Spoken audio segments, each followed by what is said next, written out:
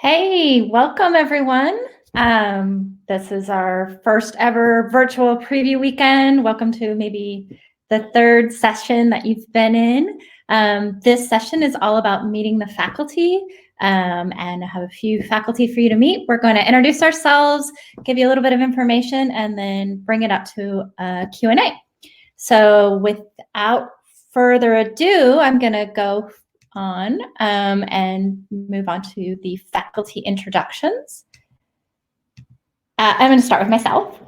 So hello, everyone. I'm Ann Spalding. I'm the dean here at Make School. And so what does that mean? The first thing it means is that I lead the faculty and student experience teams and guide the learning environment, helping all of our wonderful instructors and student experience team members that you're going to meet bring their best selves and build the learning environment that you guys want to work in. My background is in mathematics, computer science, and building innovative education. It's just a little bit about that, helps you understand my pathway here. So I started off with a PhD in mathematics many years ago, studied applied mathematics, and then moved on to be a mathematics and computer science professor at a university in Colorado for many years. And loved that, loved teaching in that environment, but wanted to both practice as a software engineer and learn about teaching in different environments. So I came to San Francisco about 9 years ago now, and worked as a software engineer for a while, and then helped found Dev Bootcamp, which was one of the first boot camps back in the days of boot camps where we were teaching people to learn to code in 19 weeks, very immersive environment. I was just blown away by how quickly and effectively people can learn in that apprenticeship environment. So I was with Dev Bootcamp for many years, helped build that out, and then had the opportunity to work in software engineering training. So I worked at Uber for a while, helping train their software engineers. And then the opportunity of Make School came. And so what Make School does is bring together both my experience as a professor and working in universities and as a builder of innovative learning environments. And I am so excited to be a part of this community and what we're building. I think it is the best way to teach new software engineers, and really excited to bring that environment to you all next year. We've been here for 2 years. It's been really successful building this out, and really excited for the next year coming forward. When I'm not doing my job, I really like to be out in nature and cycling. So once you guys come and join us next year, you'll get a chance to see some of the beautiful nature that is around San Francisco. Surprisingly, I think San Francisco, big city, but it's also got a lot of great opportunities for hiking. And I like to be a part of that.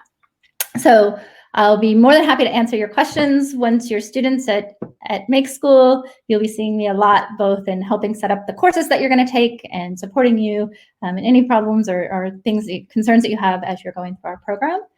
But for now, I'm going to move on and let you meet a few more of our faculty.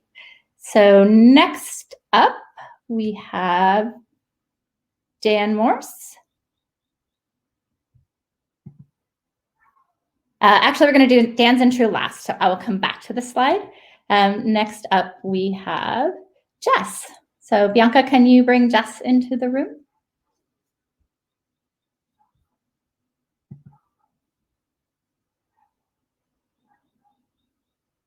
So waiting just a second to get Jess. She's coming, says Bianca. Anticipation. You guys are going to be so excited to meet Jess.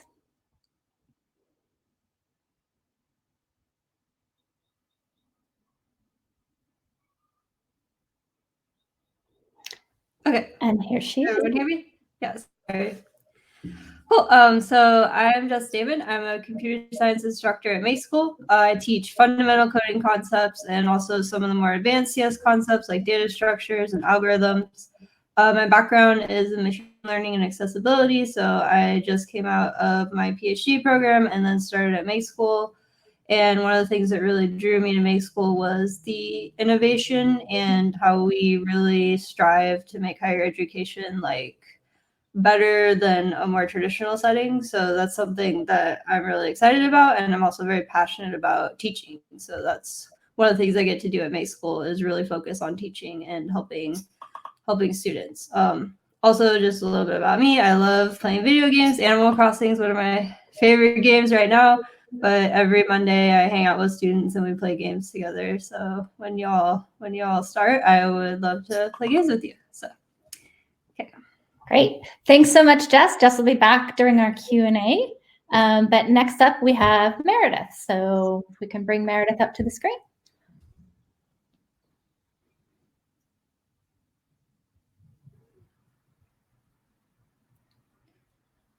And say goodbye to Jess. Get ready in anticipation, waiting for Meredith.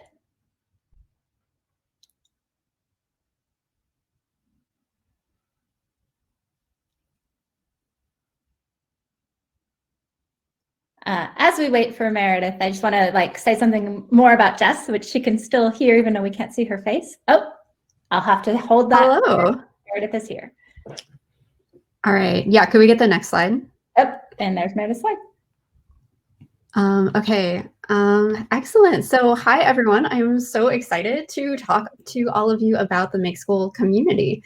So my name is Meredith, and I teach some of the back-end web classes at Make School. So before I came to Make School, I got my bachelor's degree in computer science, and then I worked at Google as a front-end software developer for over 4 years. And I worked on teams in Google Analytics and AdWords, and I built front-end tools for advertisers and just had a lot of fun developing on their front-end teams. But over time, what I realized is that I didn't really love working for a big software company. And during that time, I was doing a lot of volunteer teaching, and I realized that I actually really loved this teaching thing.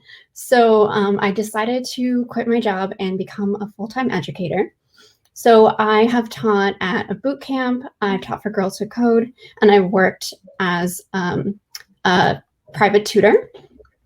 And so after about a year of that, I came to Make School and started teaching there. So what is backend web? I want to kind of give you a little bit of an intro there. So backend web is usually talked about in contrast to front-end web. So front-end web is like everything that you see on a website. So like what are the elements on the page? How do they interact together, etc.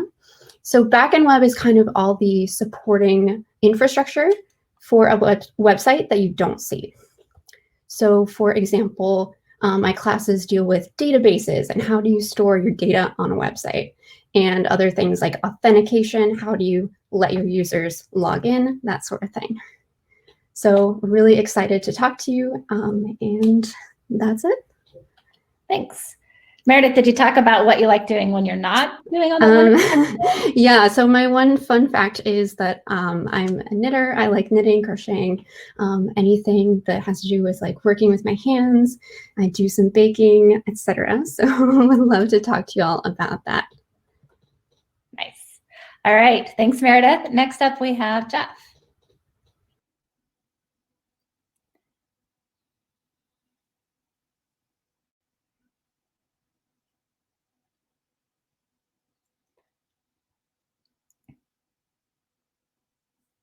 And as we're waiting, I keep doing it. Jeff, welcome.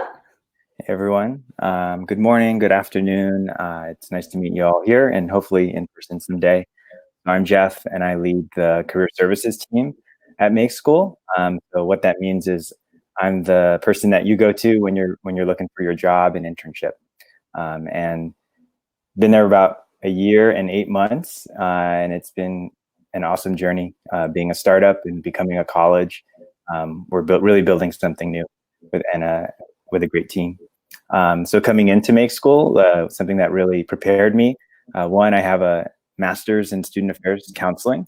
And after that, I went on to work at Microsoft on their university recruiting team and specialized in software engineering recruiting, going to what I would call underdog schools. And so I was a part of a team that, Microsoft would recruit at a lot of big schools, but decided we want to go to schools that none of our competitors were at. Believe that there was a lot of talent at schools in Montana, in Iowa, schools you may not have ever heard of. And that experience has helped me so much in helping our computer science students at Make School because I remember what it took to get kind of in the yes pile or the no pile. And I really use that to equip me in working with our students. And then after that, I went on to work at Stanford's Career Center, where I was the lead on tech and startups recruiting. And in that experience, built a really solid network in Silicon Valley of hiring managers at tech companies and startups. And that all really informs my work at Make School in a big way. Wanted to jump through a few cool things we've worked on. And so if you don't mind going to the next slide for me, just a preview of some of the things that we've done at Make School. So this year, we had our first ever career fair. These are some of the companies that came. Huge, successful event, partnered even with a college just down the road at Monterey Bay. So that was one of our fun events. The next one, and we'll bring in recruiters as well. So we don't want the students to just always hear from the faculty, from the instructors, but we also want to bring in the folks that do this work every day. And so this was a panel where we brought in some really solid recruiters. We even had to, Lyft, Uber. There was a little competition on stage. It was fun. But yeah, so this is some of the events we do. I think we have a couple others. We also had some info sessions with some wonderful companies. Spotify came down from New York, Microsoft from Washington, and CBS Interactive. They're in San Francisco. So some cool things we've done. Yelp is a company we partner with real closely. And so we got 5 students to participate in a mentorship program there this summer, this fall as well. And we'll probably do that again this coming year. I think we have one or two more, Anne. Yep, and Yelp also, one back. Yelp also came and taught a class. So they taught a 5-week class on technical interviewing, and that was wonderful because it gave our faculty the chance to take a lunch break. And then Yelp they literally would walk over about 6 blocks from their offices every Thursday and teach this class for our graduating seniors. So we really try and bring in industry to teach you all the right way as well. And then my last slide is our mentorship group. So on LinkedIn, we have about 38 mentors that work with our students in kind of sharing about their careers, and students are able to have these one-on-one chats, again, with folks that are doing the jobs that they aspire to themselves. So these are just ways we bring in industry to help y'all get to your next step. Nice to meet you. Thanks so much, Jeff. And then last but certainly not least, we have Dan Moore. So Dan, take over. Hi, everybody. Great to digitally meet you. And I'll actually, before introducing myself, share a story. About 5 years ago, Google got all of their data scientists together and said, let's look at all of our sub-teams. Let's take all the best, highest performing teams of engineers, and let's study what makes them exceptional. And they had a lot of hypotheses. They thought maybe it's having really strong leadership. Maybe it's just having engineers on the team who are more talented. Maybe it's diversity. Maybe it's a mix of skill sets. And so I had all these hypotheses. And actually, if you want to take 1 minute and think to yourself, what do you think actually at Google across the entire company led the most successful sub-teams to be most successful? Of all those things and more, what do you think it is? If you want to put in the chat some thoughts about what your vote and your guess would be.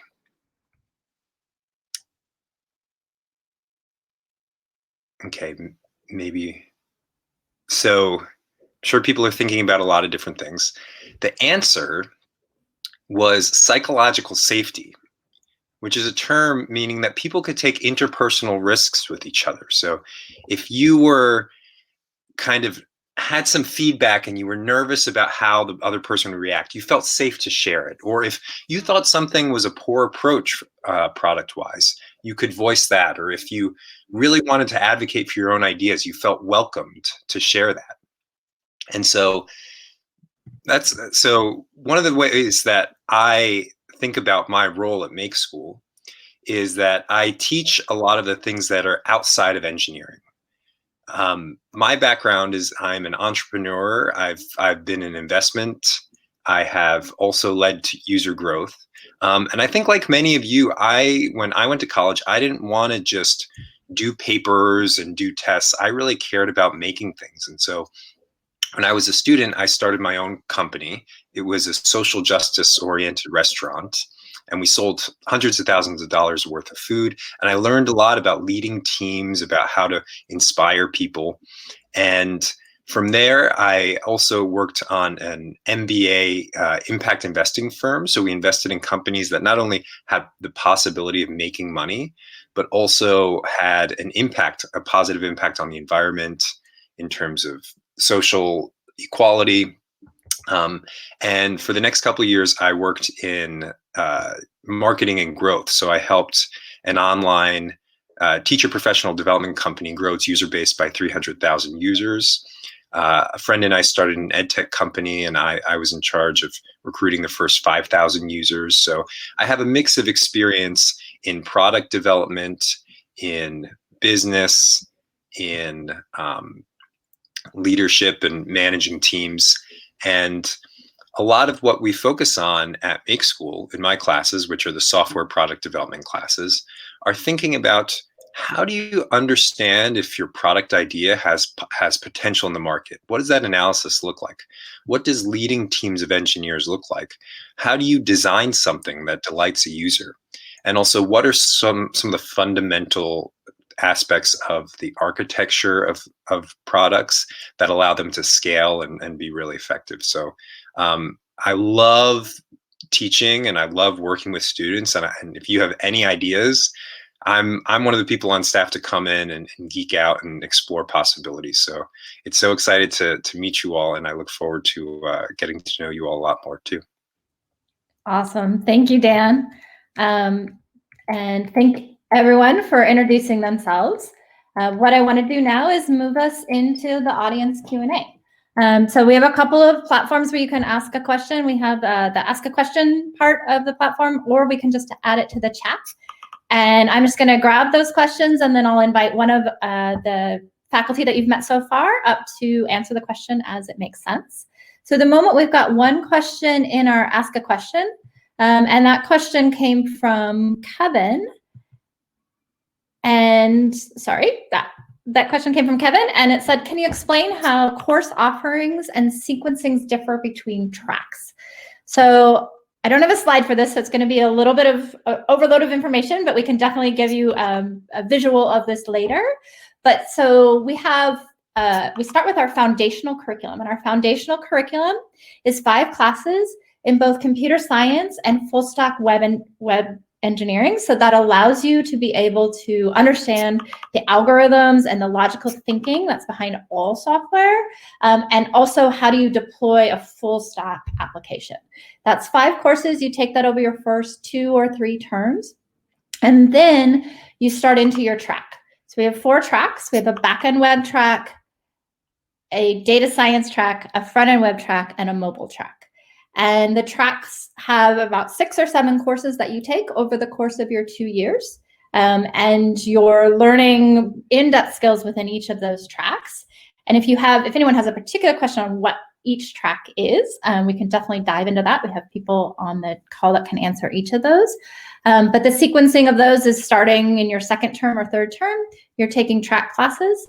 And then in addition to your foundation and your track classes, we have your software product development classes. So that's what Dan was talking about a little bit. These happen every single term, and they build on each other, teaching you how to use the tools of software engineering, of team development, of product development. How do you do customer interviews? How do you work with an industry collaboration team? And those build throughout the 2 years. And then the final component is every couple of months, we do something called an intensive. And these intensive are 1 or 2 week long hackathons where you're building a product from scratch, either by yourself or with a team, and really taking all of the things that you've been learning in your classes and bringing it together into that product development. All right, so hopefully that Kevin got to the answered your question, but if not, feel free to ping additionals. Let me look at the next question that we have. How many class courses are in a semester? So we work on terms. Terms are 7 weeks long. We have 5 terms in a year. And each term you take 4 or 5 classes. So 4 is the standard load. And that's full time because a class meets twice a week for 5 hours total. So 4 classes, you are in class pretty much full time. And then in addition to that, lots of opportunities for building projects and working with each other on teams outside of class. Nice. The next question is, how are you adapting classes for online learning? And I'd love to invite Dan up for this because he's got a lot of great things to say there.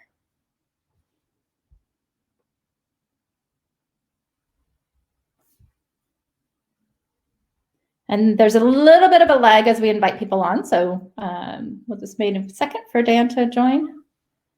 Awesome. Hi, Dan. You want to answer the online learning adoption question? Yeah, that's a great question. So if you look at any publication about higher education, there's every school's responding differently. And I can say maybe some things that are distinct about our response. So I think the first thing is that we have a very technical school. We actually, for the past 5 years, have really treated the school kind of like you're in a learning environment that models the real work world. So if you are going to miss class, you message the instructor. We have stand-ups where you are kind of giving updates similarly to what you would in the team in the engineering field. And so since we have a solid understanding of technology, we adapted pretty quickly to having online classes like a lot of people will attend later, and really kind of modeling a lot of the same dynamics within the classes that occur in the actual classroom. So you'll see that we have breakout rooms, so people can meet in small groups to have discussions. So it's not 30 people all listening to one person in front of the crowd.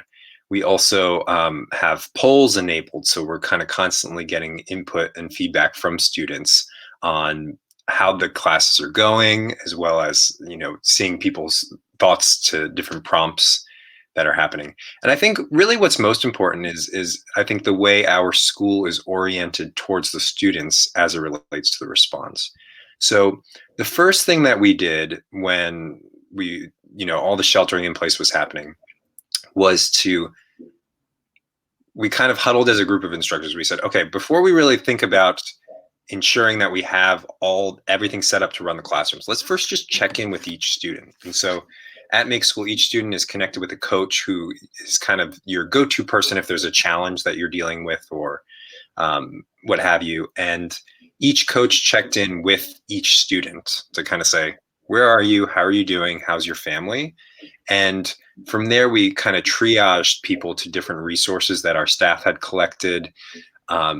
And a lot of the way that we've adapted to online has been trying to provide a sense of community beyond just having Slack chat messages with each other. So it's kind of been that bit of bringing a lot of the technology that people in the working world to parents might be using into the classroom, as well as taking that personal approach. And I can say, you know, in my classes, and I think a lot of the instructors would agree, we're kind of favoring more project work time and pair project work time, so that like there's a little bit more interaction with people and there's a lot more hands-on work. And what that does is that frees up time for me to have one-on-ones with students throughout the class period, because our classes are long. They're 2 hours and 2 hours 45 minutes, and that's mostly work time. And so a lot of what goes into you know, I've changed my approach of checking in with students more on a personal level before hopping into discussing their projects too.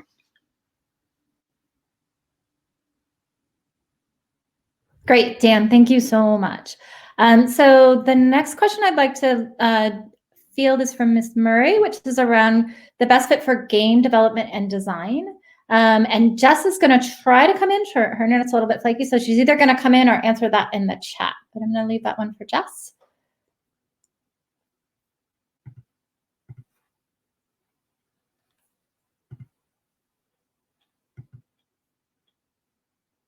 We'll just give a moment to see if Jess is able to join. There she is. Okay, it worked. Okay, cool. Yeah, I was just typing something up, but I'll answer it in person. So we don't have a specific game development track, but all of our beginner courses, everything when you first come to Make School is really geared toward building a solid foundation in computer science and back-end web skills that will help you be successful in any software track that you want to pursue. Once you learn the fundamentals, you can really start to explore more. So at Make School, we have these things called intensives, which are mini hackathons between terms where we really encourage you to pursue those passion projects and those things that you find really interesting that maybe aren't necessarily specifically covered in the courses. So working on games is some of the things our students have done. We also have directed studies. And we have a community of students who are passionate about building games and have actually built and shipped small games with like the Unity engine and stuff like that. So we have a community of people that would be willing to sort of help you out with that and discuss it too. So Awesome. Thanks, Jess. Okay, next up, there's a question about, are you all thinking of adding more tracks from Skylar? And we definitely will be adding more tracks, probably not next year. So we found that these 4 tracks really set people up for a variety of careers in software engineering. And as we're building out and growing the school, we want to really double down on those and make sure that we've got solid foundation in the 4 tracks that we have now. And then I think in the year following, we'll be thinking about additional tracks that we'll be bringing in. Let me find the next question. I'll also quickly answer the question around robotics and Internet of Things. So this is similar to what Jess just said. We don't have specific courses geared in this, but we have a lot of students who are interested in it. We actually have a maker lab with a 3D printer and a lot of robotics tools that people are bringing in and working on independently. And they've worked on in different intensives. We had some people programming a drone last year and a couple of other things. So we don't have specific courses towards that, but the reason that we have our intensives and allow students to work on projects that are really the project that most interests them is so that they can take the tools that they're learning in our classes and expand them out to other specifics like robotics and Internet of Things. Let me see the next question.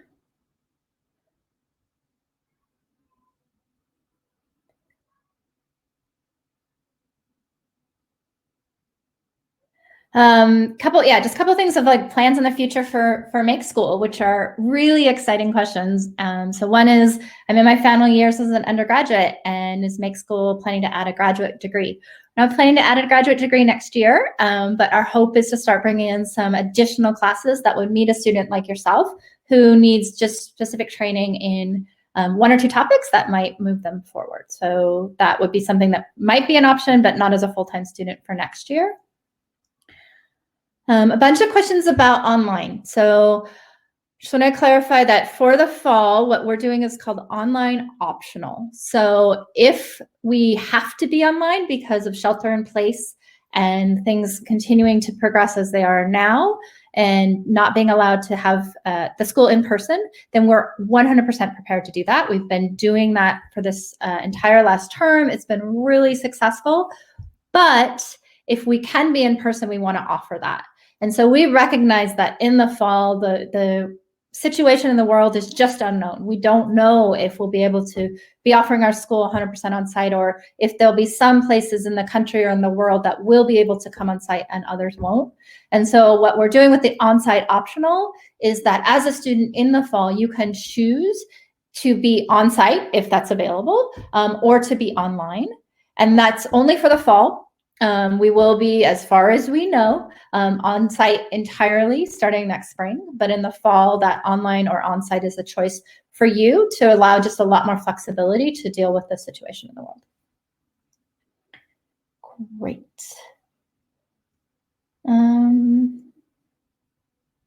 So there's a question around how rigorous would you say the classes are for someone who's experienced building full stack applications and freelance clients? I'd like to have Meredith come on and answer this question because she's both dealt with building these applications as an engineer and working with our students as they come in. So if we can get Meredith in to answer, how rigorous would you say the classes are for someone who has experience building full stack applications for freelance clients? Sure. I don't know if I can answer really in detail. It kind of depends on your experience level. Excuse me. So our classes start out from the very beginner. So the first classes we offer in term 1 are going to be Web 1 and Web 2, which are around first of all, learning about front-end web. So how do you use HTML and CSS to structure a page? And how do you use JavaScript to add in a little bit of interactivity to that page? The second class we're going to offer is the one that I taught last year in backend web. So how do you use the Flask framework in Python to build a web server? So how do you kind of connect those web endpoints to what you would see on the screen when you visit your website? So beyond that, we are going to offer more and more advanced classes. So there are many more topics, including web security and advanced topics like Go and Docker. So no matter what your experience level, I guarantee you there are some classes in topics that you've never seen before.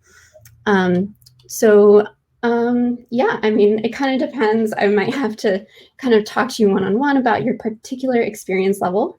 But yeah, we are going to cater to different experience levels coming in. So if you are a complete beginner, you're going to start out with Web 1 and Web 2. And if you have a little bit more experience coming in, then you will have the option to skip a couple of those classes and go into some slightly more advanced topics. Nice. Thanks, Meredith. There's a question around the internships and if they're semester long and how they work. And I'd like to invite Jeff on for that. Hey. Sorry, just got transitioned. So am I ready to go? Yep. So the question was, are there semester long internships? Are these part of the curriculum requirements? And maybe just more information about the internships in general. Okay. Are there semester long internships? That one, so it is built into our curriculum that a student will, to get their degree, actually, we will make sure that they get set up with an internship, and that'll happen in the summer. That'll either happen your first summer with us, and if not, then it'll happen your second summer with us.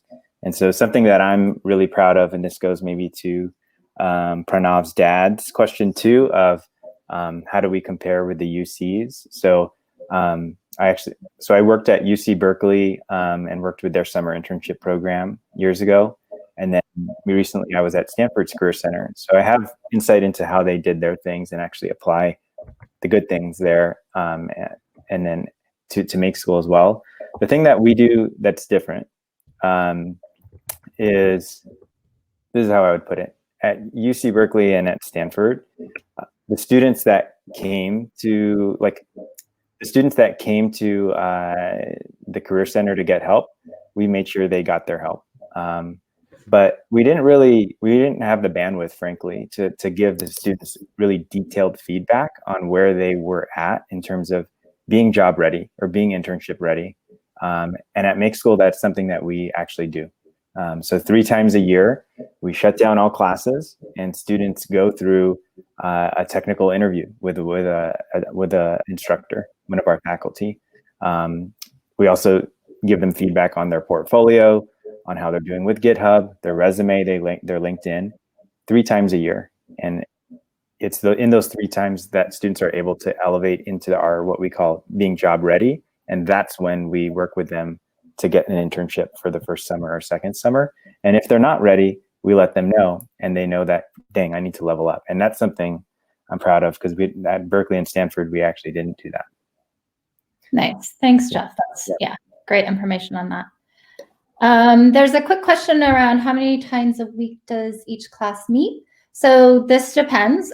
We run on either a Tuesday, Thursday, Monday, Wednesday, Friday, or sometimes Friday session, just depending on what the class is, how long the term is, and when they are run. Because we're small, we're able to be fairly agile in our class offerings and really try to work with the students and make sure that the classes that they need are offered at the times they can take them. But we do ask that our students are available to be in classes from 9:30 to 5:30 each day. You're not going to be in class that whole time, but having that time available allows you to get into the different classes that you have. And then also in the middle of the day, between classes, we often have things that Jeff was talking about, like industry panels and other networking events and community building events for students that they can be working with.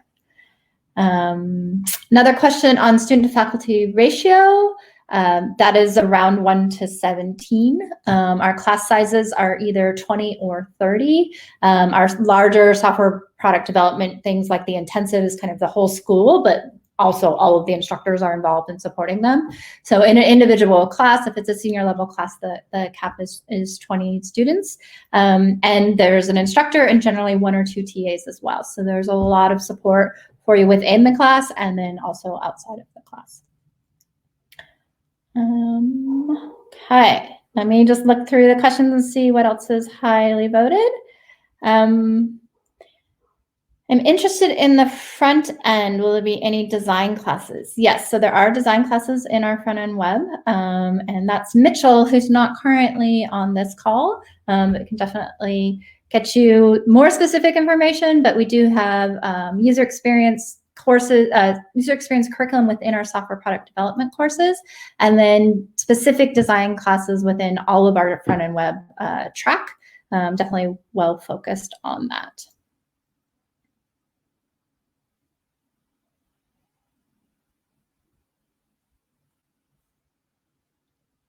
Okay, I was hoping Dan would join us for the next class around Dominican Humanities classes. Let me just give a moment to see if he can be brought on.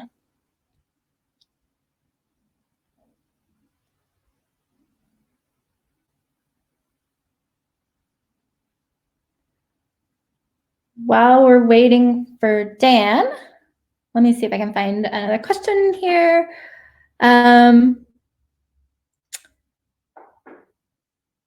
Oh, this is a good one. All right. So what are the traits of a successful student at Make School?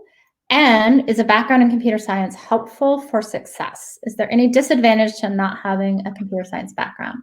So I had told Dan he would come on to answer the question around Dominican humanities classes, but I think this is even better question for Dan to answer at the moment. So Dan, the question is, what are the traits of a successful student at Make School? And is a background in computer science helpful for success, or is there a disadvantage to not having that background? So we have students come in who have a background in computer science, and we have students who come in who don't have a background in computer science. I'd say that having a background is less important, and we've had students succeed on both ends. I think there's a couple things that really make a big difference when it comes to student success. I think first is showing up fully. The students who are in class, who are participating, who are engaged, who are thinking proactively and asking questions, tend to be moving fast and making a lot of progress effectively. So I'd say showing up, asking for help, also helping peers. We've actually seen it's also research backed as one of the best ways to learn something, is because when you're teaching someone, you have to articulate the concepts. And that's one of the benefits of Make School's community, is that we really do foster a lot of peer learning. So the students who are actively not only taking notes for themselves, but also helping unblock each other really tend to pick up on concepts. I think the other things that kind of stand out are students who aren't just going through the hoops of assignments, but really are thinking about, why am I here? Why do I want to be here? And what do I want to build? And they're building portfolio projects, and they're passionate about things. And what's exciting is that if you don't have ideas, we actually teach you ways to ideate and come up with good things. So it's really, a lot of it is kind of, I think, to no surprise, just putting in the hard work and showing up. And we've taken students who have even been a little slow grokking a lot of the material in the beginning, really invest that effort and have tremendous outcomes. So. Nice. Thanks, Dan. And then I am going to have us tag team on the question around, can you talk about the classes offered by Dominican, the humanities classes? So as you may have heard from Jeremy or read online on our program, so this is a bachelor's degree. So it is a full degree and it has a full liberal arts component of it. We have 9 of our classes that are liberal arts classes, and they focus on things like communication and writing. We have a science class, we have a quantitative literacy class, which is thinking quantitatively, and all of these courses are taught right now from professionals at Dominican and are integrated with our technical courses because they're bringing a technical focus into the course. And we're also bringing a humanities focus into our technical classes. And so some things like communication are vital to success in software engineering. And I wanted to have Dan just talk a little bit about how that's brought into our software product development courses. Absolutely. So the first term, we kind of ease into it. So the first term, people are kind of building products on their own. Then in the second term of software product development, people start building projects in pairs. And there's a process, it's a technical term called pair programming, where 2 engineers will work together on a project and be on one screen and communicate around it. And so you're kind of easing in, you're thinking about how do we kind of make sure that we're understanding each other's code, because you can create code by yourself, but often there's naming semantics that you need to make sure that is readable by other peers. So that's one of the aspects that second term you really start to think about and ingrain about, and so the third term is a team project. So you're with 4 other engineers, and we teach what is called sprint planning. And it is basically a process by which almost every engineering team in Silicon Valley and the world focuses on when building software products. And it involves a lot of making a list of things to do in a coming sprint, a small amount of time, and then having a retrospective review. And so it's a way to really agilely respond to the problems that can arise in your product. And we also, in that term 3, also focus a lot on what it means to be a good PM, what it means to lead teams, manage teams effectively, how to resolve conflicts between people. And myself and a lot of people on the student experience team keep a really solid pulse through surveys on how the teams are working, and we offer a lot of one-on-one coaching if there's any team conflicts or if there's any kind of improvement that people can have. So a lot of what Make School is focused on is, I'd say, a lot of within our curriculum, it's almost humanities from a very practical standpoint, because the things that I'm talking about in these classes model what actually happens in the real world. I've had students who go into industry or go into interviews and they've said, tell me what teamwork should look like on an engineering team. And they basically share what they did in my class, and the interviewer says, that's exactly what we do. So it's very different than just doing tests and thinking about things from a very theoretical standpoint, or just working on projects by yourself. It's actually what happens in industry, and we just model that in class. Nice. Thank you, Dan. So I'll continue on that, just a little bit more information. So the humanities classes are part of your curriculum. They're offered every term. They're woven within the curriculum. Sometimes we have them offered just on Friday. Sometimes we have them on a Monday, Wednesday, or Tuesday, Thursday schedule, just depending on what works best. And because there are 9 of them, you generally take 2 per semester, and you take them throughout the 2 years that you're there. And as Dan mentioned, like the skills that you're learning in a civics class or in an ethics class are vital to your career as software engineers. And we try as much as possible to make sure that both the ethics class is talking about the ethics of software engineering, and the within our software product development classes, we're talking about ethics. And so there's a lot of interwoven curriculum and content there. And the other comment that was added onto that was, sorry, I just lost the question really quick, so let me just grab it back. So Frederick, you asked, can our AP or concurrent enrollment college credits transfer? So yes, a lot of college standard general education college classes do transfer in. And so we do have students who've had some college education or perhaps even have another degree or have taken some AP courses. They're able to transfer that credit in and use that for some of the requirements they have for Dominican, and then for their humanities courses. And then also there was a question on there of what about the grading system? So our grading system is a pass-fail system. We do this because of the way we think about learning is about a pathway towards mastery, and it's not about necessarily a grade in a class. It's what skills have you mastered in that class that are going to allow you to move on to further learning and move on to a career. And so we really feel that the pass-fail system supports that, supports the focus being on the learning and the mastery of the content and the skills that you need versus the specific grade in a class. And yeah, so that's across all of our curriculum. I'm going to take a moment to bring Jeff back on because I want to talk about how all these things that you're learning about our curriculum really lead to successful outcomes, and the way that we're able to bring this together and get our students jobs, which is the end of this 2-year progress. So Jeff, if you can come back on and talk a little bit about that. Right.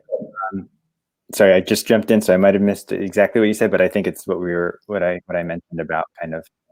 Yeah, just talking a little bit about how the curriculum and the processes that we have in place here really support our students in getting jobs, and the fact that they're able to get jobs versus anywhere else they would choose to go.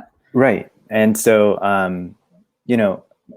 I want to make sure for the folks in the room, we're talking a lot, but we also are very upfront about our data on where our students land in terms of a job outcome, internship outcome. So I would really welcome you to go to makeschool.com and go to the outcomes tab and outcomes data and just see, but I wanted to, briefly address that, the idea of, wow, I'm considering this new college, Make School. Am I or is my child going to be able to find a decent job in computer science going to a new college versus going to maybe an Ivy League school or a state school that has been around a lot longer? And that's where I really want to make sure I underscore that. Like personally, I would say when I was a recruiter at Microsoft, I was on a team of 6 recruiters, and that team has only grown. That specifically was finding colleges that were not the highest brand kind of. It was basically beyond the Ivies, and each of us had the charge of hiring 50 interns and 50 new grads every year. And that the internship program then was about 1,000 students, and now it's over 2,000. And so they have to go deeper. They have to go to new schools because there are only so many students at those Ivy League type schools. And so a lot of my work is working, with the top tier companies as well as the startups, and they're coming to us. We had an intern at Lyft last summer, Chan Zuckerberg Initiative, Google, NASA, but a number of startups as well. So I just really want to underscore, especially in computer science, employers they literally by the numbers, they have to go to more schools now. And that's why we're able to do so well. Jeff, I just want to add on to that. There's a question about, are the alumni that are working at Google and other big companies coming directly from high school to Make School, or are these people who are mostly coming from other universities into Make School? Yeah, so I know Eric, he's at Google right now. He went to, I think about a year of community college first. And then the other ones, trying to think of one of our high school students that has gone straight into an internship. Vincenzo is at Microsoft now, so he's one of our students that has gone straight. Give my contact information. I'm glad to actually find that. I'm having trouble off the top of my mind, but yeah. And I think I can help. So generically, it's across the board that the students are getting the internships at the bigger companies. It's not necessarily just the students who had previous experience. Definitely some of our students coming straight from high school are also, coming to our program, really dedicating themselves to 2 years of learning, and then coming out the other end with an opportunity and a great job in software engineering. And so we are geared for students coming directly from high school. As you heard from Meredith, we have courses to meet people as absolute beginners, if that's what you are. If you've proven that you're interested in this field, that you have the grit and the tenacity and the passion to show up and to build something, we can meet you where you're at. And in the course of 2 years, we can bring you to being successful as a software engineer and able to get these internships and these jobs in these big companies. Great. Thanks. Let me just look into the questions again. We've got about 10 more minutes. So if you have a question that you've been burning to ask and you haven't asked it yet, please make sure you're posting it out there. A couple of quick ones to answer here. Is there a possibility of taking multiple tracks? So this is an accelerated program. And so the number of courses and the work required to get a single track is pretty intense. If you are able to do that and take a little bit extra, there are people who take courses in multiple tracks, but we don't really recommend a double concentration, just because getting through in 2 years with a single concentration is a lot. There is also the opportunity, though, of not choosing a track, which some of our students do. And so instead of going deep into one of the 4 topics, they get a little bit more breadth in each of the 4. And they still end up with the degree in applied computer science. It's just not without a concentration. So that's an opportunity there as well. Will Make School be able to accept more students because there's a move to online? No, we want to make sure that we're keeping our same low ratio student faculty ratio and the right set of students to build a community that we're learning in. And so again, this on-site optional program that is in the fall is different than moving to online. We're not offering an online program for 2 years. We're offering the ability to take classes online during that first 2 terms during the fall, and then you would be coming on site. So the number of students that we'll be accepting is not changed by that on-site optional component. Will new students be allowed to come live on campus in the fall? Yes, as long as we have a live on campus in the fall. So again, within this environment, it's just unknown, right? We don't know where we're going to be at in the fall. I hope that we will be able to be on site and together as a community, and the students who want to be on site, that will be offered to them. This is something that we'll continue to update, but we're feeling really strong at the moment because we know that regardless of where the world is at, if we're not able to be on site, we can offer a super quality online program for that first fall and be able to have students be all on site in the spring and not be interrupted in their education because of the changes from the virus and from where the world is at.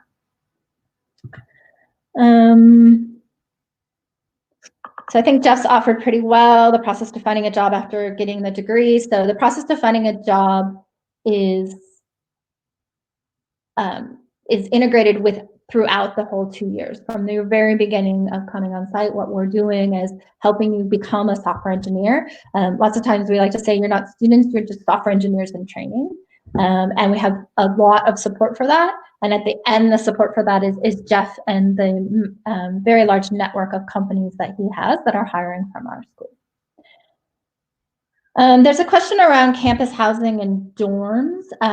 So at the moment, we do have a housing partner that we work with that has housing in San Francisco. And given the number of people who are coming on site, we will be continuing that partnership and helping you find housing in San Francisco, whether that's all in one building in a dorm or within a couple of buildings is unclear at the moment. Just depends on the number of students that we have coming. And I think there's a session a little bit later that will talk more in depth around housing.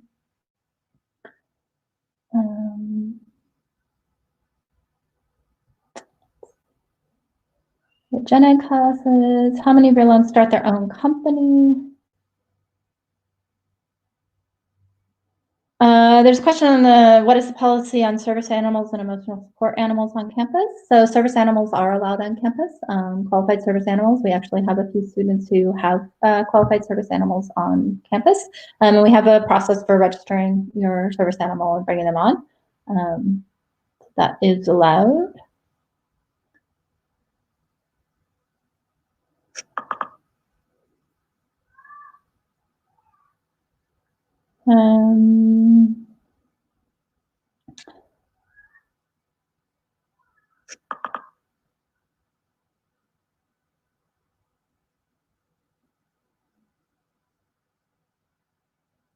So I want to allow us to be about 5 or 10 more minutes if we have more questions. There are a few questions in the chat that I feel like have been answered. So just go ahead and make an upvote if you feel like your question hasn't been answered, or if you have a question that you want to ask. I'll leave it open. Simon has just posted in the chat that there'll be a video of housing that's available from the campus and housing tour that was happened earlier today.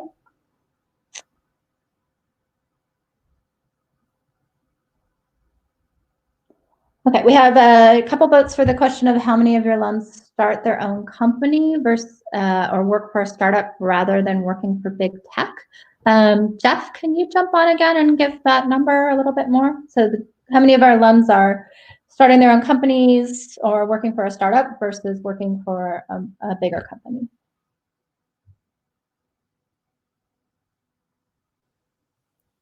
Han.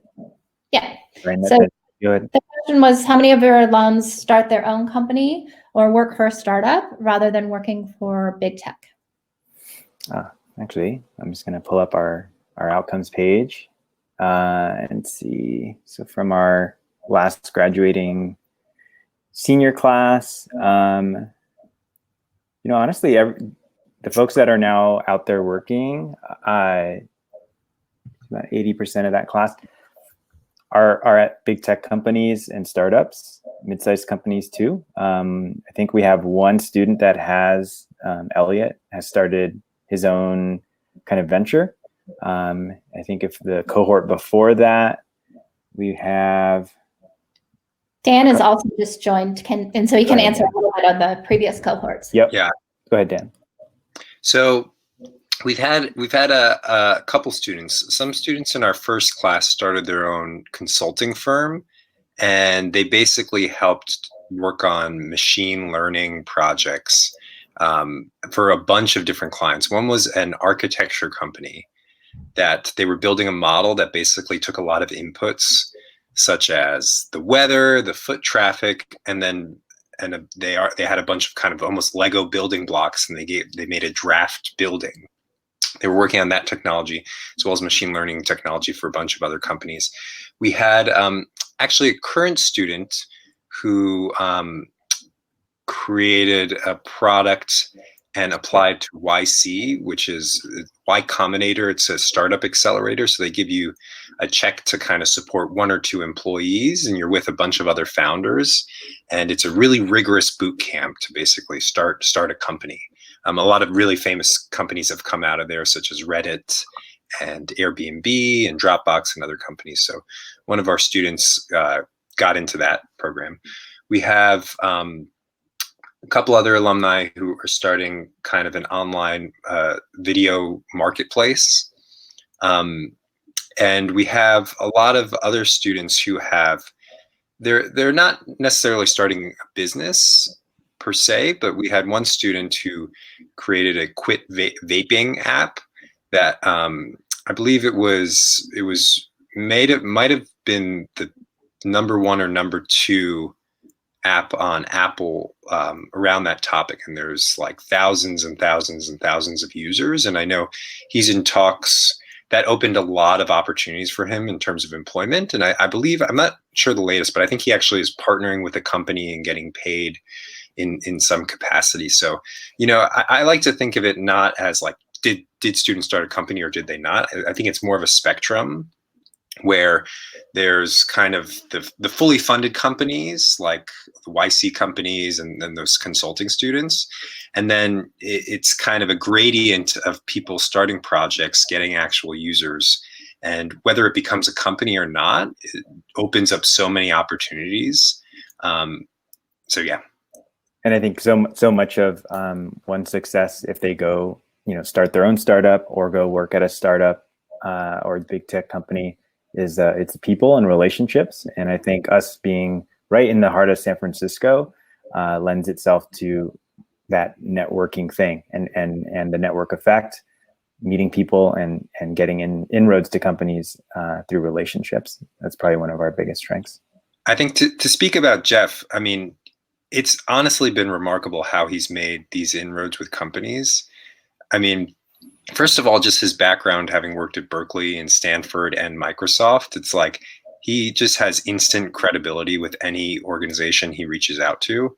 And the fact that like Yelp is coming in and teaching classes, and it's been honestly amazing the past year seeing Jeff build these relationships. And it's like the more contact that these companies have with Make School, the deeper they get into like wanting to show up on campus and like devote that much time. And I think like, to my knowledge, this doesn't exist in other schools, at least not to this degree. And the reason is that it's not just that these companies are, like Jeff, Yelp took interest because 2 of our students got employed there, and they're like, wow, like, are there more of your folks? And Chan Zuckerberg hired one and then was like, okay, we're like sending a whole team over to meet a ton of students because we really like the 2 that you popped out. And so, I'd say like keep track of the website and see what new things pop up, because it's really cool to see the pipeline that Jeff's made. To gush about Jeff for a while, he's very humble. So I had to come in and share all that. And I would encourage y'all, just as we're saying, check out our outcomes data, because we're not lying. Like, we actually just tell you the truth. Here's where people have gotten placed, and here's how many have not. I would encourage you to do that for all the colleges you're considering. Go to LinkedIn, put in Stanford, put in San Francisco State, whatever the school, and pull up the alumni tab and see where the alumni are working, because that truly is, I think, the measure of a college. For us, that's one of the reasons I work here, is we do a good job of that. Nice. Thank you guys so much. I also just want to point out there's a link to the outcomes page below the presenters for those of you online. So you can just click on our outcomes page and see that information as well. I'm going to take a couple more questions. There's a question: if we transfer in 90 credits, how long will it take to finish the degree? So you can't transfer in 90 credits. At the moment, you can transfer in credits for your general education. So that's a max of 36 credits. And so you still need the remaining credits. If you're a second degree student, then the total number of credits you need is less, but you still need to meet the requirements. So really the fastest that someone could come in that was a second degree student would be about 1.5 years. And the reason for that is the program that we're doing is not just classes. It's not just, oh, I got this computer science content. It's about being a software engineer and the whole package of what it takes to be a software engineer, and the experience of having worked with all these industry partners that Dan and Jeff were just talking about, and having built solid projects that have been reviewed by your instructors, and you've gotten the feedback on how to use the software engineering tools. And it's that entire process that's leading you to a really successful career as a software engineer.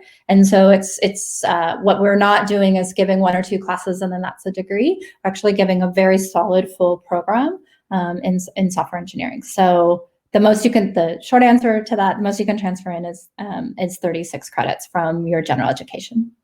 And there was one other quick one. Oh, the graduation dropout rate. So our first set of graduates will be this May. So we don't have published graduation rates because this is the first class that had the opportunity to actually get the degree. But when we do talk about retention, we talk about students who are either staying within the program or have left the program for a career, so for a software engineering career. And our retention rate is 80%, so it's a very strong retention rate. And we expect that to translate to a graduation rate as well. The first time that we'll be able to publish graduation rate numbers would be at the end of next year. We have our current seniors Most of them will be graduating either at the end of in August, which will be at the end of their 2 years, or some of them in the end of the fall. So that'll be once they've finished their internships at the end of the fall, they'll be graduating then. All right, we have time for maybe 2 more questions. So I want to make sure that I've gotten to the question that's like people really want the answer to. I don't see anything super high upvoted at the moment. If you feel like it hasn't been answered, either put it in the chat or add it to the questions.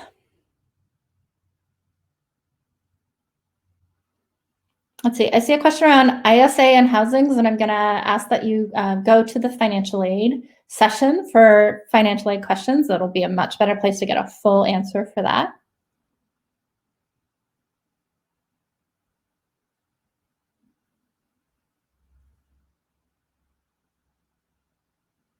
So there's a question around what's the difference between a Bachelor in Applied Computer Science and a Bachelor of Science. So ours is a Bachelor of Science in Applied Computer Science. What's the difference of a Bachelor of Science and Computer Science? So when we set about getting accreditation for our degree, we had the choice of Applied Computer Science or Computer Science, or there's a few other degrees that are similar. But we really wanted to go with the Applied Computer Science because, as you've been hearing throughout this entire session, you are working as software engineers, as computer scientists from day one. You're not deep into the theory of computer science, you are deep into the application of computer science. And so we wanted our degree to reflect that as well. In terms of hiring and getting jobs, they are on equal merit, but in terms of someone from a hiring company being able to understand, what were they doing during those years of their degree, the applied computer science really emphasizes that you have been doing applied computer science, that you've been building projects. All right, let's see if I can get one last question.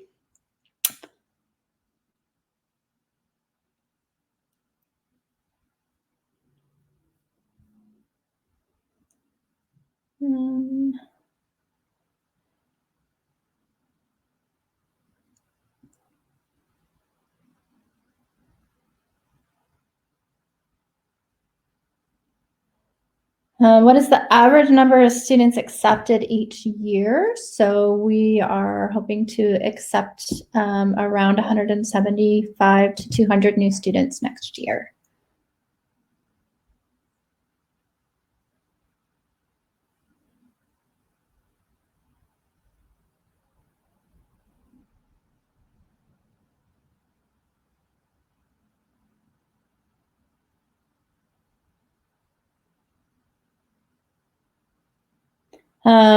Awesome. I love this last question because I can invite Jess and Meredith back up and Dan back up. I think I can get all 3 of them back up to answer this question. So it says, what are some hobbies or other things that staff and instructors do to build community with students? I think this is a really important question because this is one of the things that really leads to your feeling a part of the community and being able to learn not just in a classroom, but learning throughout your experience here. So I'd love for any of you 3 to answer that question. Sorry, what was the question? The question was, what are some hobbies or other things that staff and instructors do to build community with students? Okay, I think Dan might be a bit better at answering this. Do you want to take it?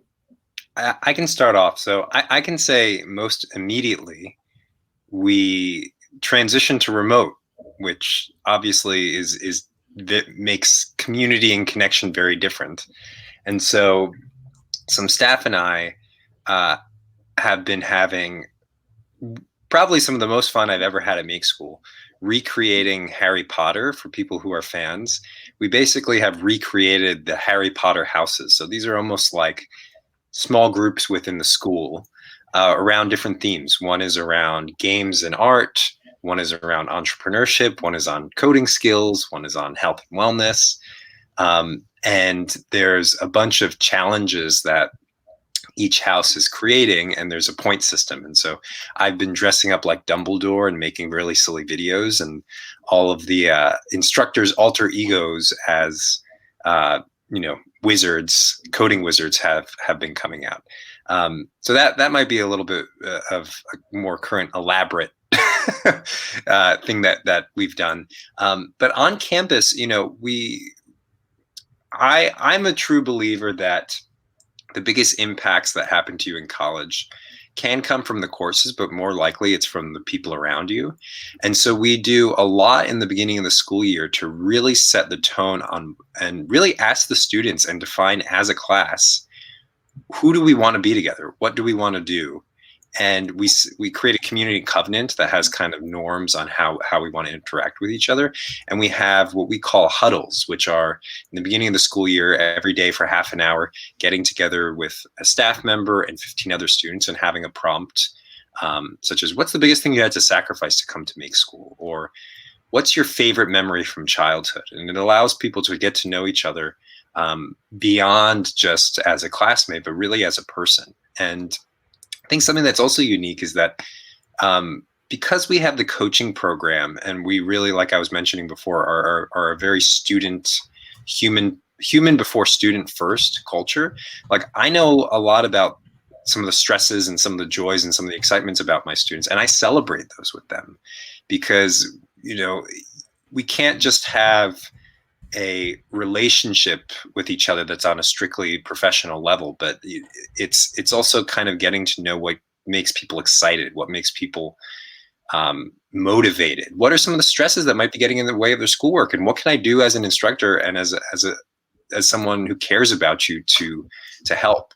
So those are some of the ways that we kind of build community. But I think beyond the things we do, I think it's how we show up with each other. And kind of our orientation to each other that makes the biggest difference. Cool. And it looks like Jess has also joined us. And Jess, do you want to just take a moment to talk about something you've done with community and students? Yeah. So going off of Dan's Harry Potter simulation, I do the house that's in charge of art and gaming.